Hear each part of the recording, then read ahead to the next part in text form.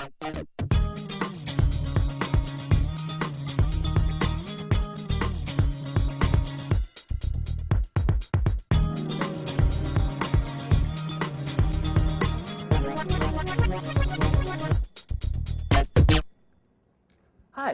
welcome to part 2 of Live Security's malware analysis video on Rootkits. In part 1, we configured and ran Hacker Defender, a rootkit. In this part, I'll explain an important sneak technique rootkits use to control your computer. Then we'll see how this technique applies to an advanced feature of Hacker Defender. A rootkit subverts your data and corrupts your operating system, but hides these activities from you. How? That's like asking, where do crooks get money? Because there's so many possible answers. But one important technique that almost all rootkits use is called hooking. Hacker Defender uses a version of hooking called inline function hooking. What's that? Watch the magic whiteboard.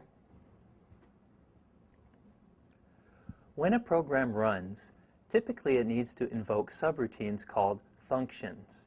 For example, you might have a program that lists every hospital in a county or province. If you wanted the list displayed in alphabetical order, the program might call an alphabetizing function to handle that part of the query. The function does its thing, then returns the results to the program.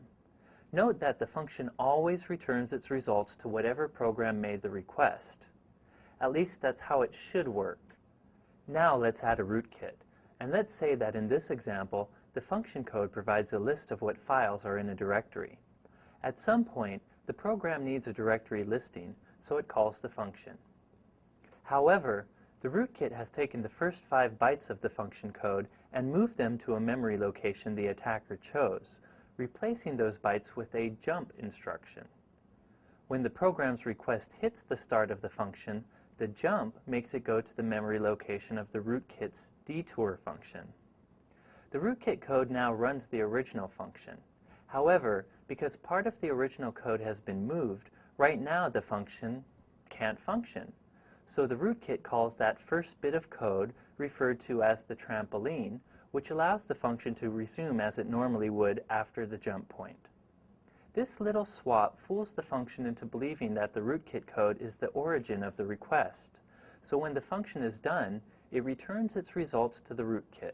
The rootkit code can then decide which parts of the results to pass to the real program. In this example, we said the function lists files in a directory. If the directory listing happens to include files put there by the rootkit simply does not pass those file names to the application. That's one way the rootkit hides from a user. And since this all happens in nanoseconds, the user never suspects the rootkit's even there. This is just one example of how a rootkit can exploit inline function hooking. This one technique can be applied in about a jillion malicious ways. In fact, it powers one of Hacker Defender's most devious features. I'll show you that next.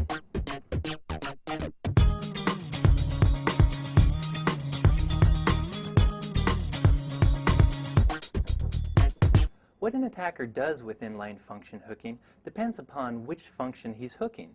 For example, Hacker Defender hooks all of these functions found within the Windows default dynamic link libraries.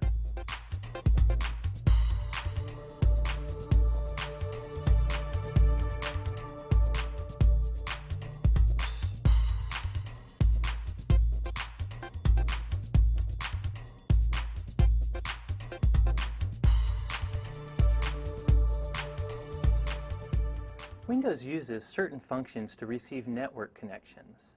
By hooking those functions alone, Hacker Defender can cause a ton of trouble. I'll show you. For this example, suppose that I, as the attacker, have loaded Hacker Defender on a victim computer that runs a web server. That means the HTTP port is open to the world. So when a remote computer requests a connection on port 80, you would see something like this. This shows the web server behaving normally. But since Hacker Defender is present, watch what happens when an attacker connects to port 80. Presto, a remote command shell. By the way, while I have a shell up, note that the remote attacker can see his own files on the victim computer. These same processes are not visible from the victim's machine. I specified this in Hacker Defender's root processes configuration, shown in part 1 of this video. How did I get shell on port 80 when anyone else gets normal web traffic? Hacker Defender contains a backdoor that installs on its victim by default, and Hacker Defender provides a special client program run from the attack machine made specifically to connect to that backdoor. It is activated when someone connects using a packet containing the magic bullet. In part 1, I pointed out a Hacker Defender file called bdcli100.exe. Executing that causes a 256-bit key plus a password to be sent.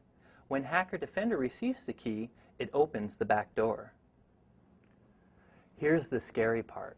Most backdoors require connecting to a specific port. But Hacker Defender is hooking the functions that control all incoming TCP connections.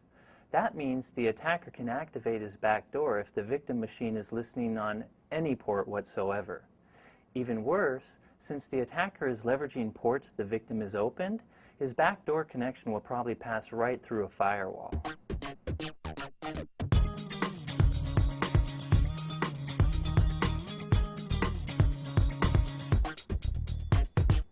Let's recap. With inline function hooking, an attacker can intercept and subvert almost any function Windows calls. He can connect to your computer on any listening port, and he can hide his activities from all the usual ways of seeing what your PC is doing. What could be worse?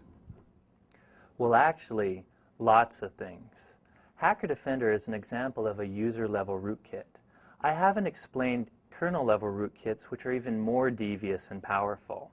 We haven't covered other types of hooking. There's plenty more to say about rootkits. But we want to make sure we're servicing your needs as a live security subscriber. In our next malware analysis video, would you prefer more on rootkits, or would you rather see how botnets work? We'll do whatever the majority of you says, so email your preference to your.opinion.matters@watchguard.com no later than December 15th. By now you might be wondering how to defend yourself against rootkits. We've detailed that for you in articles you can find online in Live Security's broadcast archives. Navigate to the URL showing on your screen, then search the archives for the term rootkits. Need to understand more about the latest attacks? With Live Security, problem solved. See you next time.